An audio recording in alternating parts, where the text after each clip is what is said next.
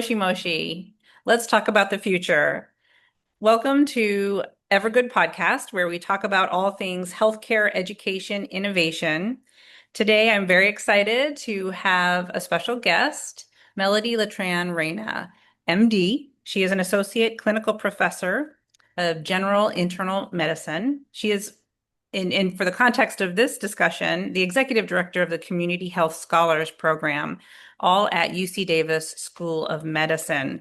And we have been working together on a project in the Central Coast. And so that's where I'm going to start off with. But why don't you go ahead and introduce yourself and other important bits of information that better describe you than my poor introduction. No worries. Thank you so much, Kristy, for having me on. Hello, everyone. My name is Melody Tran-Reina. I am a proud daughter of two Vietnamese refugees, and I think that experience of growing up with my family and supporting my family has really inspired much of my career and my journey in medicine. I work as a primary care physician in a safety net clinic, an FQHC, which is the Sacramento County Health Center. And I'm executive director of our community health scholars programs at UC Davis, which, fun fact, I'm a graduate of our Teach MS program, and my husband is a graduate of the Rural Prime program. So we have lots of firsthand experience as students in the programs themselves, and now having the special honor of leading the programs has been really, really incredible for me. So I'm happy to be on and happy to talk about all the fun projects we've been working on. Great, thank you so much.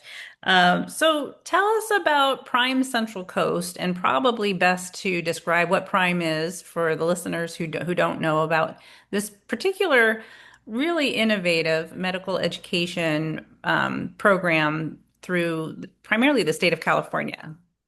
Absolutely. So PRIME stands for Programs in Medical Education, and it was started about 20 years ago, a little over 20 years at UC Irvine. They started the first one, which is PRIME LC for the Latino community, really thinking about how can we give students who are interested in serving a particular community the skills and training to do that successfully and effectively after they graduate. So steadily, the Prime program spread to all the UC campuses that have medical schools.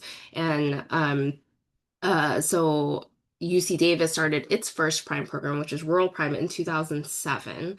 And we actually have multiple programs focused on workforce, physician workforce development. So we have Rural Prime, we have REACH, which is focused on the Central Valley, Teach MS, which is the program I'm a graduate of, focused on urban underserved communities, and Tribal Health Prime, which is focused on tribal communities. Those are our 4-year programs that are focused on workforce development. And collectively, we call them community health scholars at UC Davis because some are prime, some are not prime technically because that's a designation that gets funding from the state. But in total, those programs those 4-year programs are community health scholars programs. And then UC Davis also has a 3-year accelerated track in primary care called ACE-PC that is also developing a 3-year accelerated track in psychiatry and focused in rural Northern California too. So lots of great and fun projects. And now we're adding Prime Central Coast to that. So Prime Central Coast is a really exciting collaboration with UC Santa Cruz.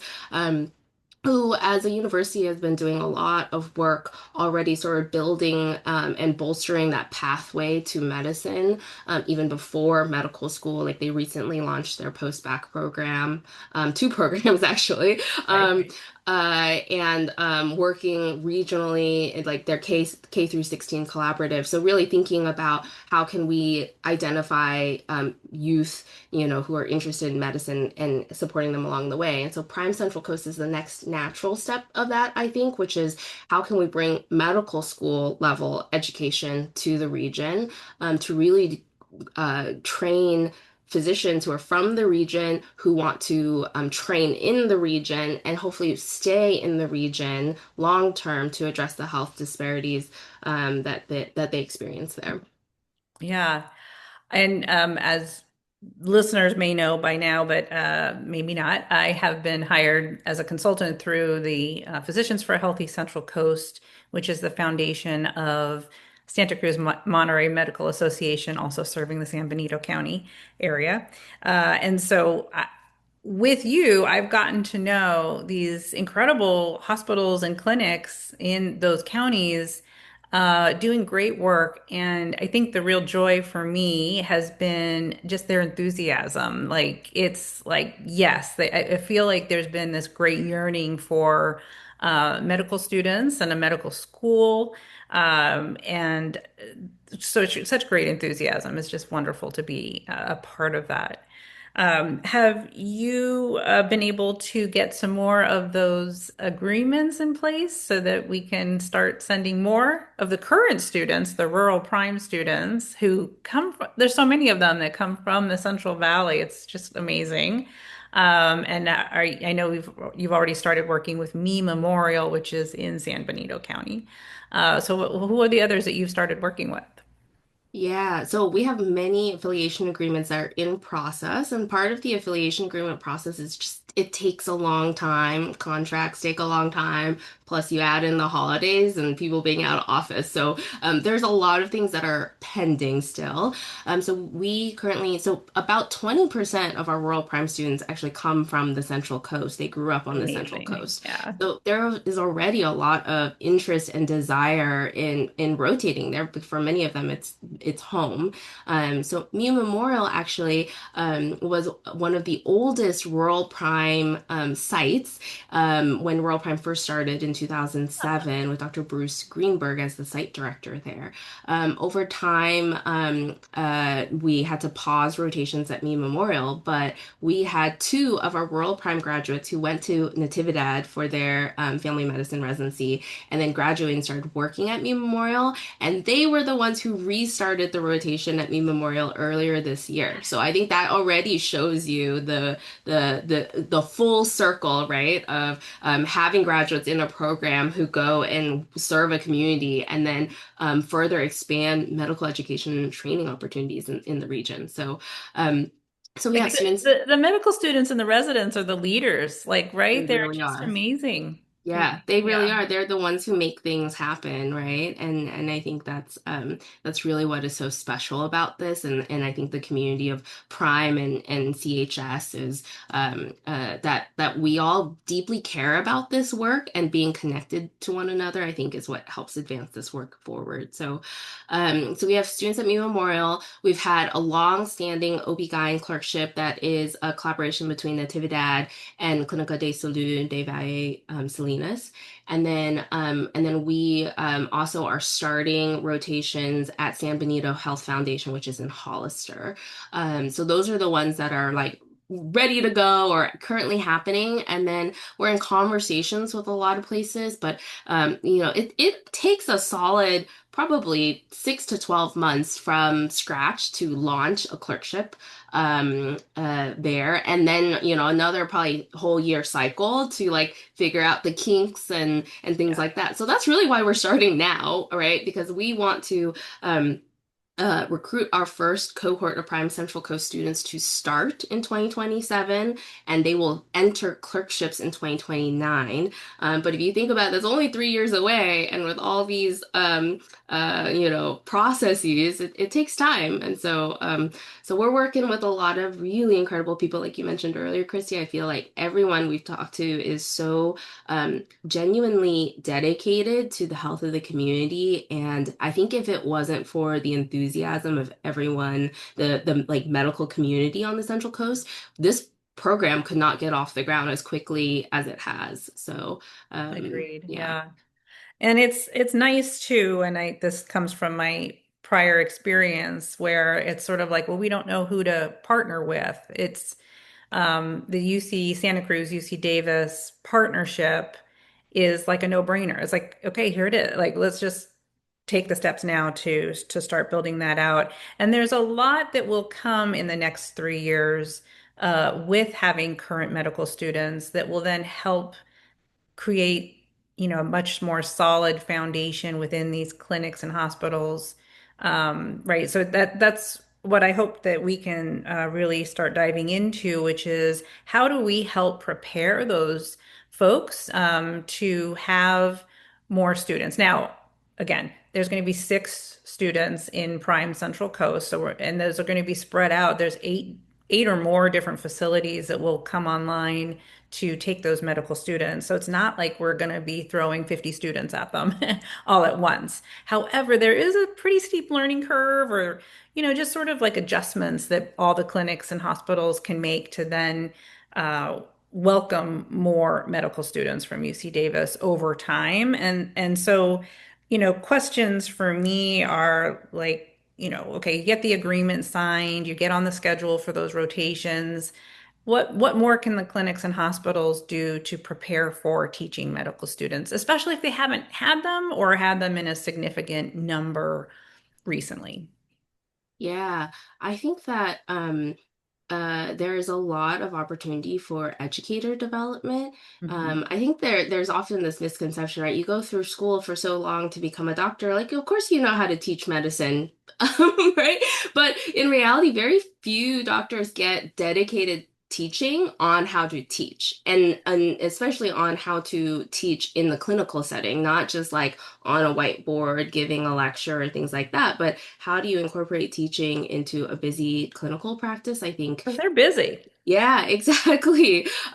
That is that's a skill to be learned and to be practiced, right? Like even if I give a talk on educator development, unless a preceptor takes some of those ideas and incorporates them into their practice and tries it out and see what works and what doesn't work, like all that you need to iterate on. And so that's really the opportunity of like having students is like let's figure this out together, what works and what doesn't work. Now, it can be more than just physicians teaching the medical students, correct? It could be anyone in the clinic. Yes, Yeah. absolutely. I think there's so much opportunity to learn from all the different professions that serve patients, especially in some of these really incredible FQHCs that we visited. They have a Yeah. lot of allied health professionals doing really incredible work to serve the community. And so that is incredible opportunity for students to learn what it takes to improve the health of a community. Absolutely. Yeah. It's going to be such a great experience for the students. Um, so, so we're not going to go into the LIC model right now, although if you want to, you're welcome to. I just feel like I wanted to talk more about what a preceptor should expect, or what the administrators should be doing now to make sure that, education is a part of their world. So anyway, whatever you want to talk about is fine with me.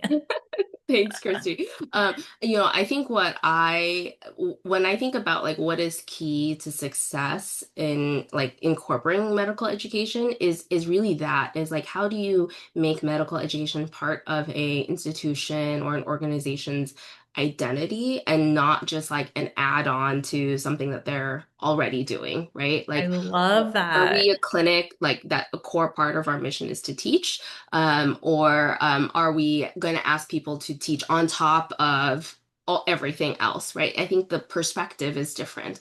And like so like what does that actually mean? It means that there usually needs to be some infrastructure change to support Mm, the yeah. teachers so that they can do it long term and do it sustainably and effectively for years to come, right? You don't want to start teaching and then burn your best teachers out, your best doctors out, and they leave the clinic or they stop teaching. So like how can you actually build in that infrastructure? So first, of course, is the educator. Actually, I would step back. I think first, of course, is involving and engaging those doctors, those educators who want to teach, right? We need to hear from their perspective of what are the things that could help them do that.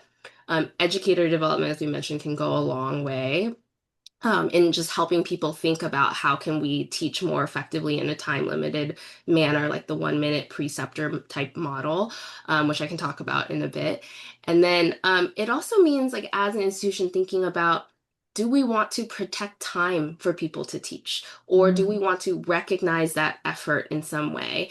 Um, And that's not always possible, right? Of course, like with finances in healthcare are always a big consideration, especially with a lot of the changes coming down the way with HR1, et cetera. Yeah. But is that something that your organization can do or give some sort of credit or recognition for to really show that they value the teaching effort and not just not just asking people to do it on top. And even something as simple as like maybe we can't block your schedule, but maybe we can adjust your schedule. So you have two patients scheduled at the same time. The student sees one, you see the other, but your next block is blocked. So you can actually teach when the student comes out and you've already wrapped up and sent the other patient on the way. So things like that are just a structural, like a logistical change, but can significantly improve like a Yeah. preceptor's, workflow. I think it's working with preceptors to identify what are those things. Um, and if I can give an example, I think I'm a primary care doctor in FQHC. We don't change our schedule when we have students with us. We just go with the flow. But that's the reality of what my clinic needs, right? So I've really had to learn how to adapt my teaching into those micro minutes in between so I don't fall too far behind. Um, and I also think it's important not to like shield my students from this reality, right? Like this is the reality of working in an FQHC. This is what it looks like. And these are all the things that make it really special. And these are all the things that make it hard. And how can we balance, how have I balanced that as a primary care doctor to have a sustainable career here, right?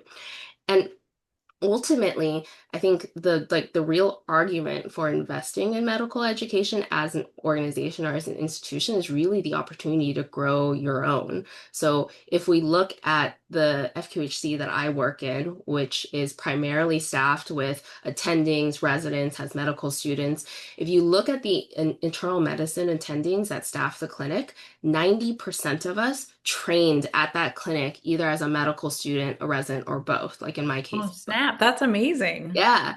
And so you have many FQHCs that are struggling to recruit primary care doctors. And in our case, we have so many people who want to sign on to work at our clinic and we don't have enough space or capacity. And that just speaks to, like when you train people in this environment, they want to stay. They want to serve this community. And so that's the ultimate case for investing in medical education as like a core part of your institution's identity. I think sometimes organizations are very focused on the here and the now, and this is really a long-term investment. It's a long-term ROI, and that Yep. what you just said about the recruitment is years in the making, right? It's they're going to have to do their 4 years of medical school, and they're going to have to, go on to residency, and so it's not like you're going to recruit them right away, but really investing in it now so that you have that in the future is really where it's at. There's also things like the EHR, and there was one clinic we talked to who's like, we're just in the middle of changing to a new electronic health record, and we're like, no. But you gotta make sure that that's in place so that the students can come in and participate in that, and then have that full clinic experience. So Yeah, absolutely. I thought that was funny. I was like, can you just postpone that for a few years? No. No. And I do know that like when you have residents, then they can teach the medical students, and so Yeah. there's sort of a lesser load. But I think when you don't have those residents, or there's a couple of new residency programs through Dominican Hospital that people are still trying to, figure out how this all works. So then it just seems like you're wanting me to add medical students and residents. But can you talk a little bit about that, how it actually is? Easier in the long run because the residents teach them the students. Exactly. Yeah, I think that's exactly it. The residents love to teach and students love to learn from that near peer sort of mentorship, right? The residents are only a few years ahead. Sometimes they're only 1 or 2, right, years ahead. And the residents, I think, because they feel more approachable for students, the residents can often identify the students are more comfortable speaking with the residents about what they're struggling with, and residents are often able to identify what are the skills the students need to work on to be successful to getting to that next step. So I think there's a lot of incredible like rich interaction that can happen between medical students and residents that actually offload a lot of the work on the preceptors themselves. And so there's different models of doing it, right? Sometimes you can have a student go see a patient off the resident schedule and present to the resident, and have the resident sort of precept the student with the attending listening in, right? And so Ah, there's some, there are many ways to make it work for whatever that setting is. And I think this goes back to like really engaging the preceptors in those conversations of like, how could this best work for you, so that this can be a really thriving learning environment, and that we're still taking care of the patients who need us. yeah. I think so that's been my experience in the years that I've been involved with new graduate medical education, really. That it's just from the outset, it seems so daunting, and then really it's you kind of have to dive in and make it work. And UC Davis will be providing incredible faculty development, especially once those agreements are signed and in place. The preceptors become volunteer clinical faculty. Mhm. And then what I'm doing with this recording is to start sort of e-newsletters with Grant Hartzog, who is the regional director for Prime Central Coast. He's with UC Santa Cruz, and so that's the partnership between the two UCs.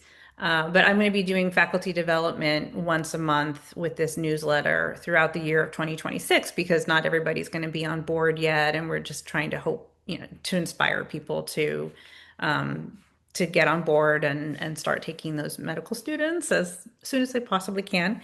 But so do you want to talk more about what those benefits would be for the preceptors? Yeah, the volunteer clinical preceptor benefits. Yeah, absolutely. The one that most people get excited about is the library access. Right? Right. So you get access to the UC Davis library with the UC Davis email as a volunteer clinical faculty. But additionally, you have the educator development. There's an annual educator development conference called the iExplore conference that's free, includes free CME. So I think those are probably the like biggest benefits of being a volunteer clinical professor, as well as, of course, it like goes on your CV. So in terms of like getting some credit or recognition for the work you do, that's part of that as well. Yeah, thank you for that. Do we want to dive into the 1 minute preceptor and just how that works a little bit? Yeah, absolutely. So the 1 minute preceptor is a structured, learner-centered approach to clinical teaching that fits into the like real world time constraints of being in a busy clinical practice. And actually it was first described, I think, in the 1990s. So like people have been grappling with this concept Yeah. of how do we teach in a busy clinical setting, and teach well, right? So this has been going on for a long time, but it's surprising that it's not often taught or talked about, I think, in when we onboard preceptors. And so I think it focuses on really the concept of coaching students, right? How do you coach clinical reasoning instead of telling students? And there's five micro skills that they describe. So the first one is getting a commitment. So a student, typically in a very early student, when they are presenting about a patient, they're really just like reporting information, and many feel that they don't know enough to make a commitment about like, I think it's X or whatever. So the Mhm. first thing that a preceptor can do is just get a commitment from the student. What do you think is going on, or what do you want to do next? And it really forces the student to say something, but gives the preceptor a starting point, right? So like now I have a sense of their clinical reasoning, and it also promotes just that idea of ownership and confidence in your decision making as a student. So they need to practice. In the end, they need to make decisions, so they need to practice it in a supported environment.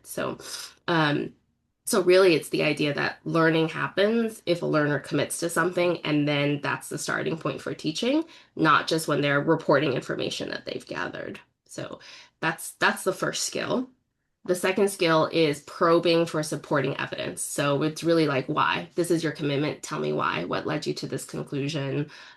This really tells you how they're thinking, how they came up to that conclusion, not just did they get the answer right or not. Okay.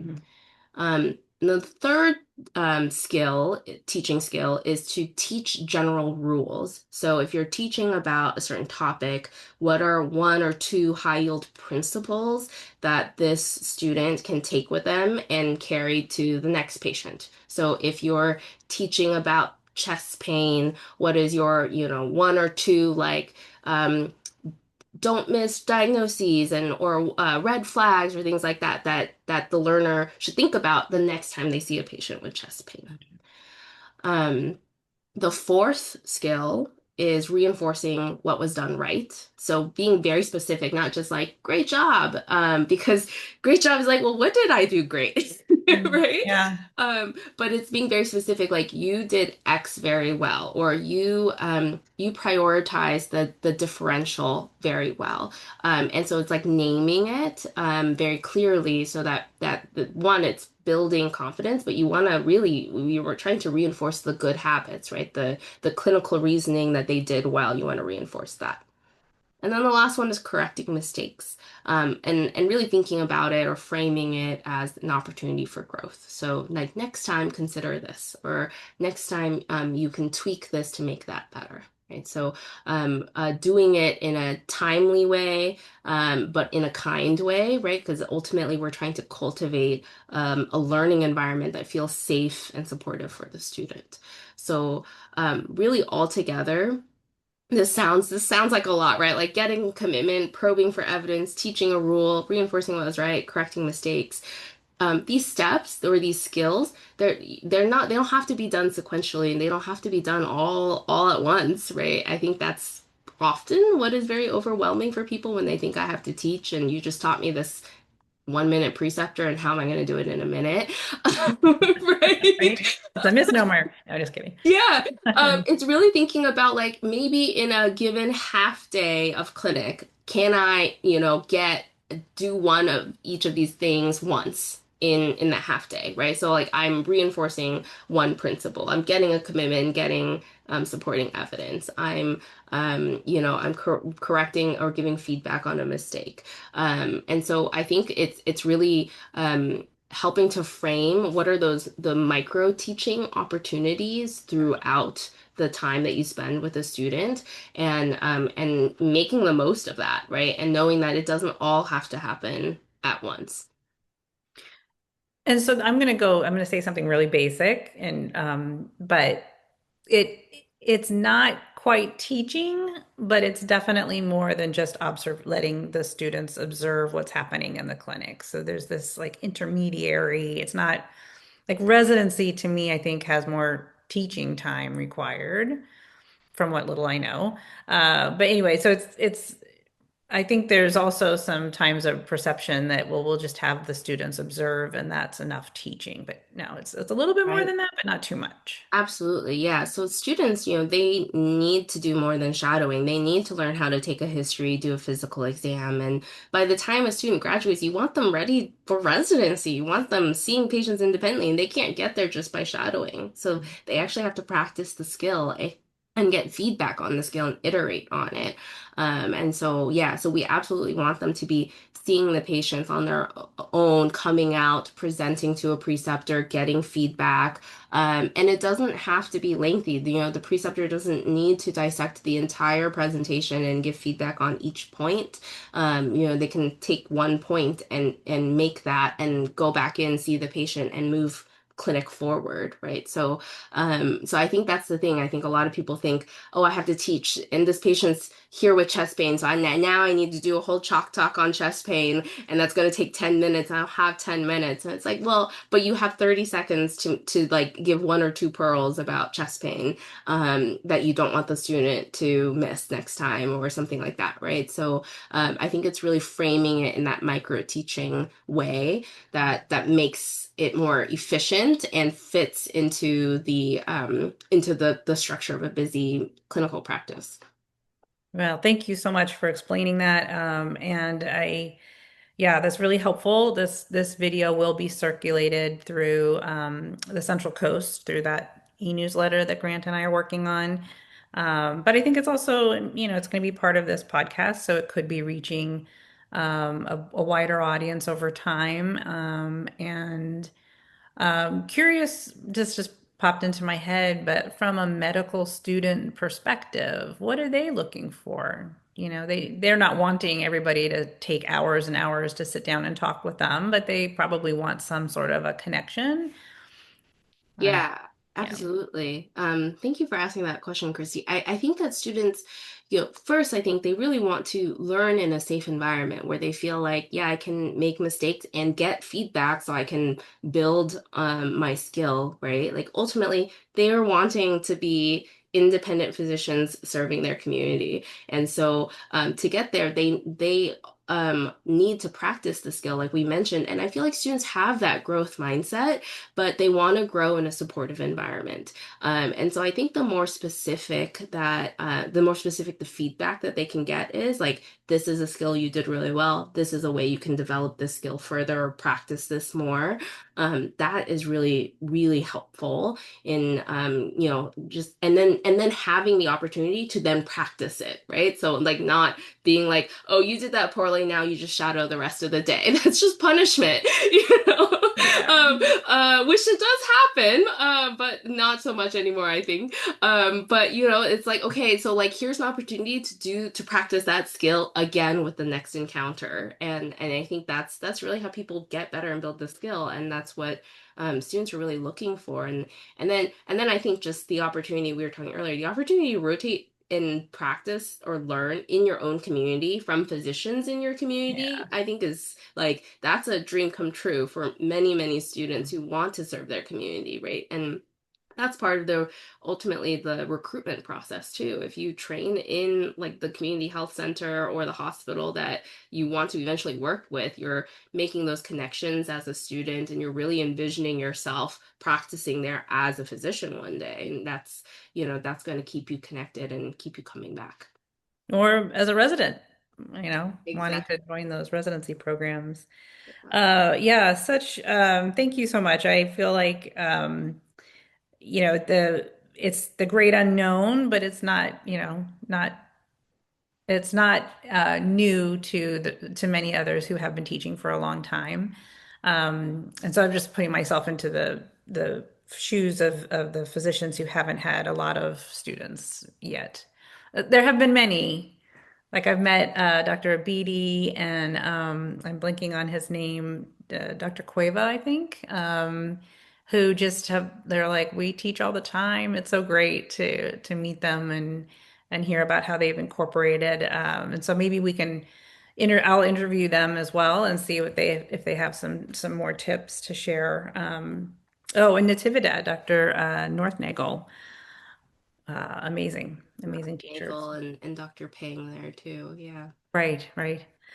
Um, so I did want to talk about resources that UC Davis is currently providing, but also looking to expand. You had mentioned that Comet, which used to be called Compadre, Comet is looking to invite some discussions in January about what more could be provided. And so can you speak a little bit about that? Yeah, thank you for that Thanks. opportunity, Christy. Yeah, so a little bit of background. So, Compadre is something that some people might be familiar with.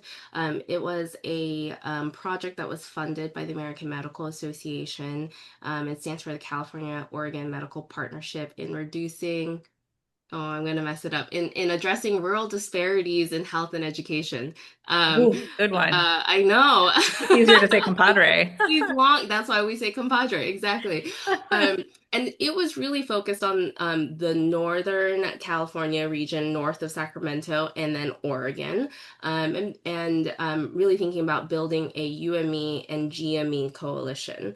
The grant for Compadre has ended, and we've learned a lot of lessons in these last 6 years of Compadre. I think the first lesson being it's really incredible to be connected with people who are really invested in physician workforce development. And across the spectrum, UME, GME, community health centers that don't have GME program but are happy to have learners, um, uh, uh, you know, um, managed Medi-Cal plans that are really dedicated to addressing the health of their community. So it really, as the Compadre grant was ending, we really sat with this and thought, man, like we've built all these connections Yeah. and it would be such a waste to just let them go because there's no more grant funding, right? Um, and we've also built so many new relationships on the Central Coast, in the Central Valley. And so, how Yeah. can we really think about the value in being connected with people who are like-minded and who want to do this really important work of physician workforce development for underserved communities. And so we've sort of reinvented ourselves into something called the COMET Collaborative. It stands for the California Oregon Medical Education and Training Collaborative for Underserved Communities. A lot easier for me to remember than Compadre.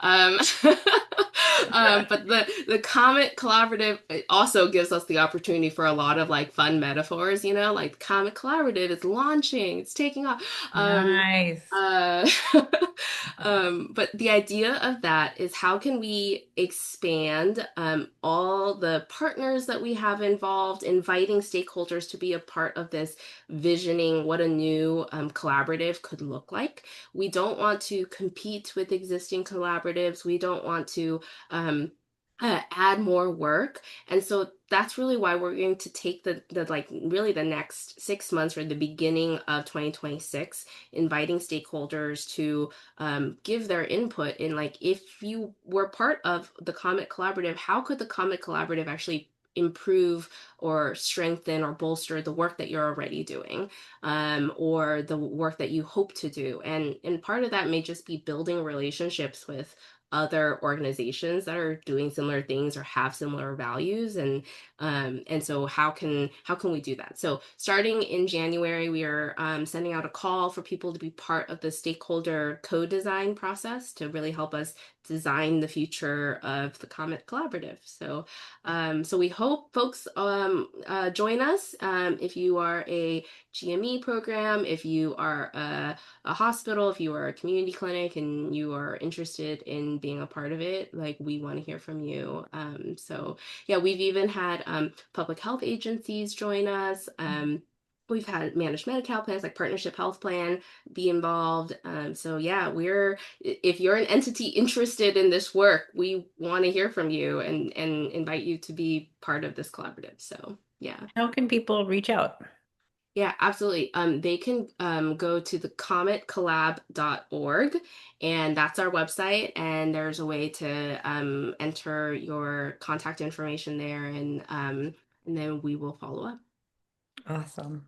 That sounds great. It really has been a great resource. And I just remember as I was launching a psychiatry residency and a family medicine residency in a GME naive area in Northern California, that no, at the time it was Compadre, and it was just so great to know that that was there so that our program directors could get involved, and they sure did, and continue to be big fans. So yeah, happy to get that word out there and ask people to check you out. Check out Comment Collaborative, commentcollab.org.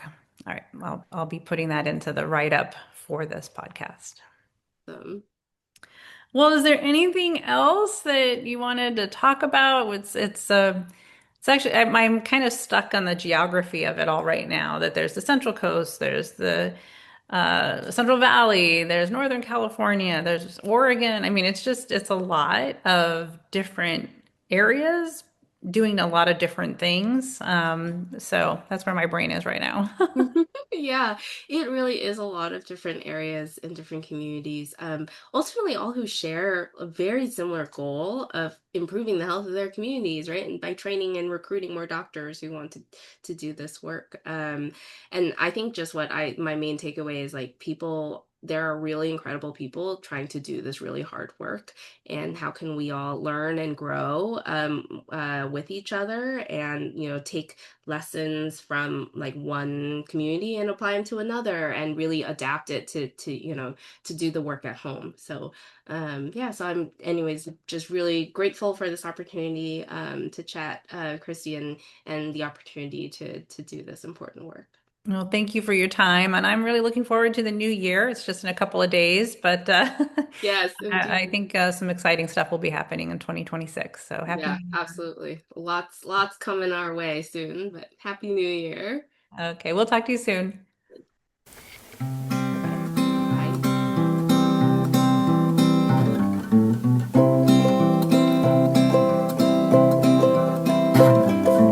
Lost my sense of humor, I've got down to Fontanelle.